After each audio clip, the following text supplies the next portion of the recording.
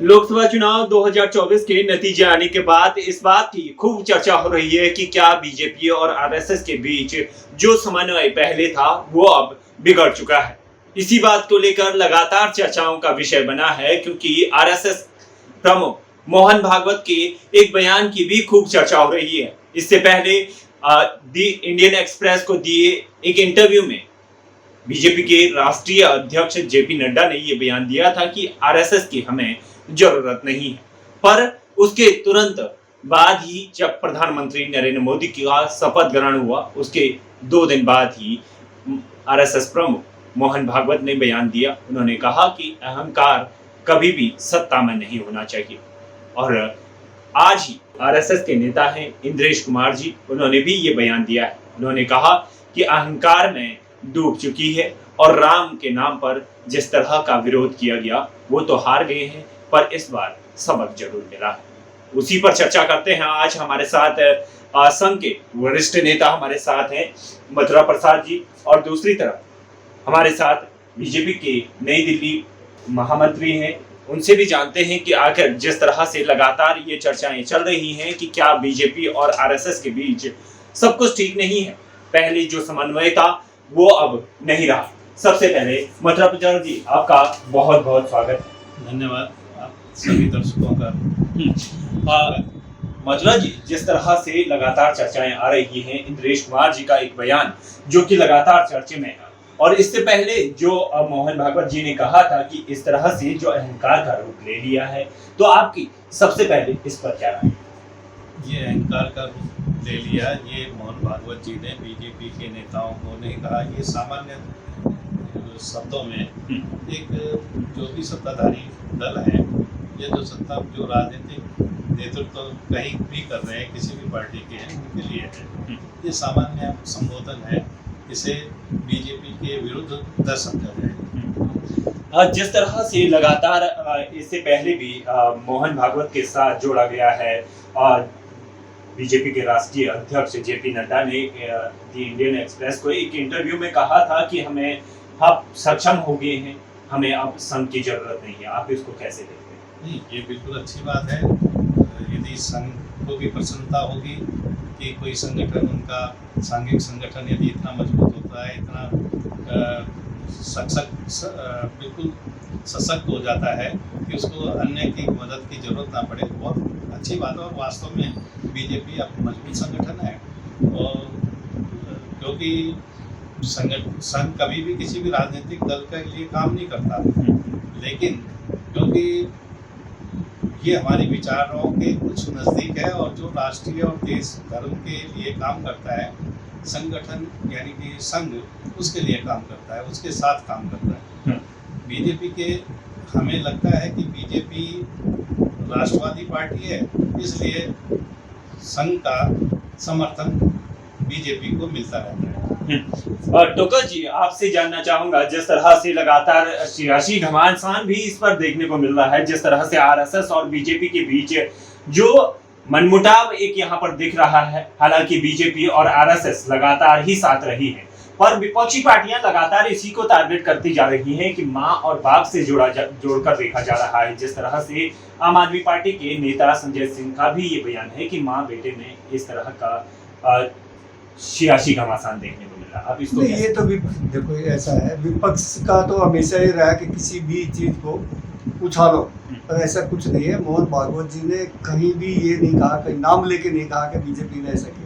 उन्होंने सब राजनीतिक दलों के लिए ऐसा कहा, क्योंकि उधर से कांग्रेस वाले भी ऐसे मुद्दे उछाल रहे थे बगैर मतलब के, अहंकार के, कि हम ये कर देंगे, वो कर देंगे, हम 370 हटा देंगे। तो वो भी एक अहंकार ही था उनका। हम आगे तो अमीरों से पैसा लेके गरीबों को दे देंगे, हम आगे तो 8500 रुपये हर महीने महिला।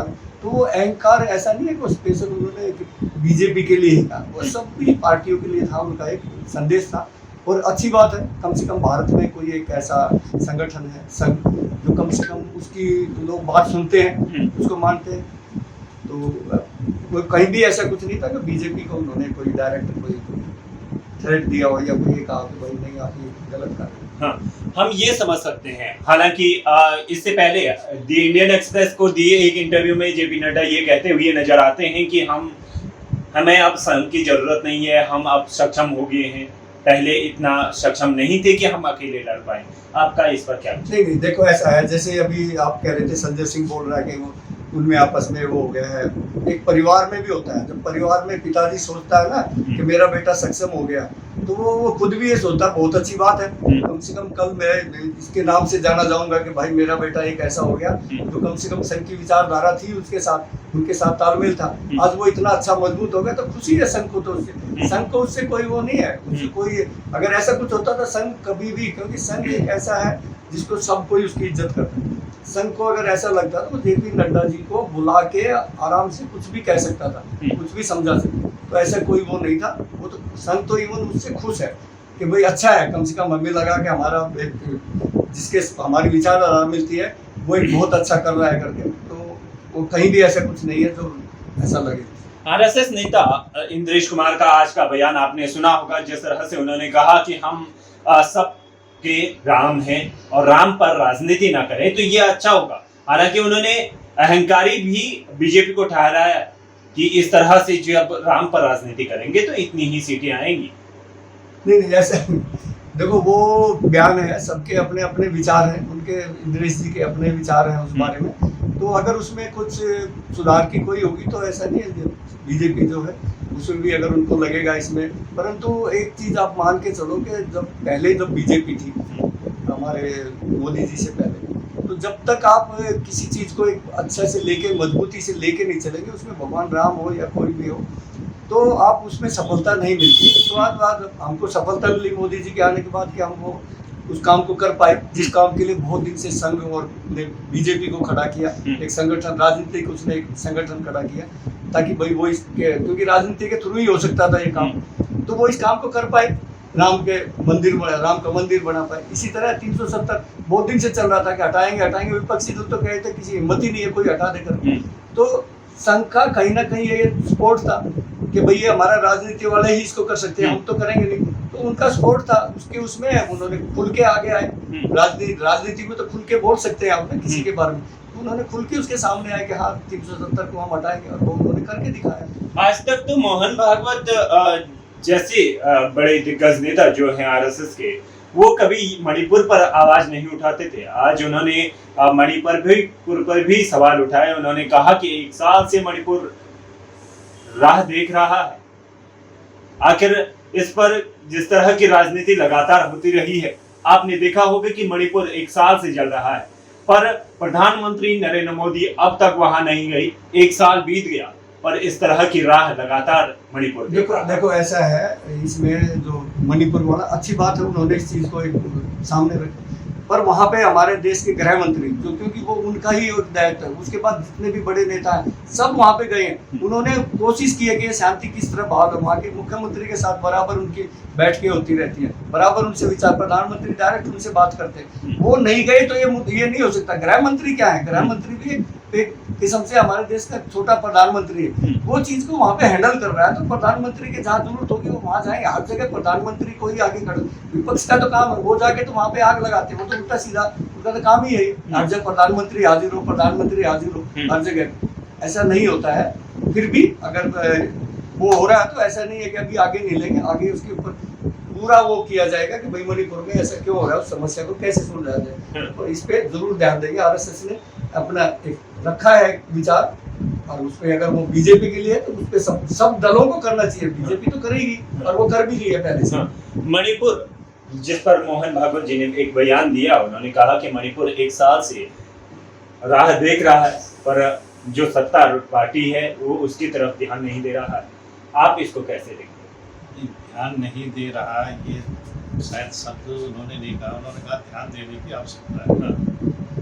दूसरा ये है कि बिल्कुल जो भी सत्ता में रहेगा, चाहे वो बीजेपी रहे या दूसरे भी दल रहे हैं, उनका नैतिक दायित्व है कि वो किसी भी राज्य की सुरक्षा, वहाँ के नागरिकों की सुरक्षा, वहाँ का विकास उनका राज्य की जिम्मेदारी है। तो मोहन भागवत जी ने कोई कटाक्ष या कुछ इस तरह से नहीं कहा, ये सामान्य भाषा में कहा है, और वास्तव में ये होना भी चाहिए कि मणिपुर की समस्या का समाधान होना चाहिए। आपको क्या लगता है जिस तरह से कयास लगाए जा रहे हैं कि बीजेपी और आरएसएस के बीच जो समन्वय पहले था वो अब नहीं रहा, आपको क्या लगता है इसमें? नहीं नहीं, ऐसा कुछ नहीं है, समन्वय बिल्कुल बहुत बढ़िया है। कुछ विपक्षी लोग, जो विरोधी लोग होते हैं, वो चाहते हैं कि आरएसएस और बीजेपी में भ्रम की स्थिति पैदा की जाए और जन सामान्य में ये दिखाया जाए कि आरएसएस और बीजेपी में ठीक नहीं है, सब कुछ ठीक नहीं है। लेकिन बिल्कुल सब कुछ ठीक है, कोई चिंता करने की जरूरत नहीं है, सब सामान्य चल रहा है। इंद्रेश कुमार जो कि आरएसएस के नेता हैं, उनके सवालों पर तमाम तरह के सवाल जो कि आरएसएस के नेताओं ने भी खड़े किए और विपक्षी नेताओं ने भी खड़े किए, इसके बाद तमाम तरह की राजनीति फिर से शुरू हो गई है और सियासत लगातार गर्माती जा रही है कि आखिर आरएसएस और बीजेपी के बीच सब कुछ ठीक नहीं है। पर यहाँ पर आरएसएस के और बीजेपी के वरिष्ठ नेताओं ने इसका जवाब दिया कि क्या बीजेपी और आरएसएस के बीच सब कुछ ठीक है या फिर नहीं। तो उन्होंने बताया कि किस तरह से बीजेपी और आरएसएस का मनमुटाव है या नहीं।